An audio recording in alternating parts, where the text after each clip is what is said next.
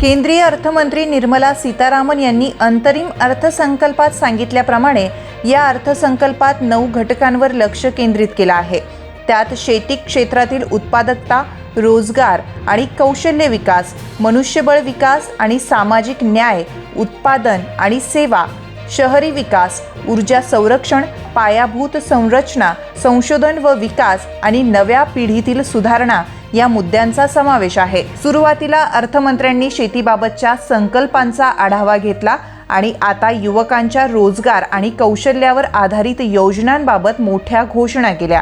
देशात 50 लाख अतिरिक्त रोजगार निर्माण केला जाईल अशी घोषणा अर्थमंत्र्यांनी केली आहे। कौशल्य विकासासाठी केंद्र सरकारची नवीन योजनाही जाहीर करण्यात आली आहे। त्यात राज्य सरकार आणि उद्योग विश्वासोबत ही योजना राबविली जाणार आहे।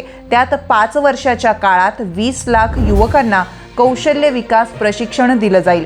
या प्रशिक्षणाचा अभ्यासक्रम उद्योग विश्वाच्या गरजांनुसार तयार केला जाईल।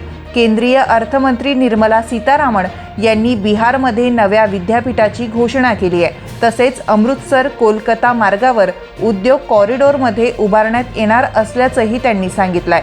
विकास भी विरासत भी या तत्वावर हे कॉरिडॉर उभारले जाणार आहे।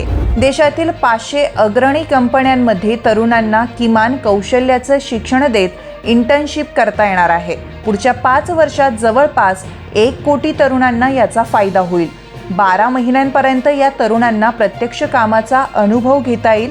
त्याशिवाय प्रति महिना 5,000 रुपये आणि वर्षभरात 60,000 रुपये प्रशिक्षणार्थींना दिले जाणार आहे। कंपन्यांनी या उमेदवारांच्या प्रशिक्षणाचा आणि त्यांच्या इंटर्नशिप भत्त्यातील 10% खर्च त्यांच्या CSR निधीतून करावा असंही अर्थमंत्र्यांनी सुचवलंय।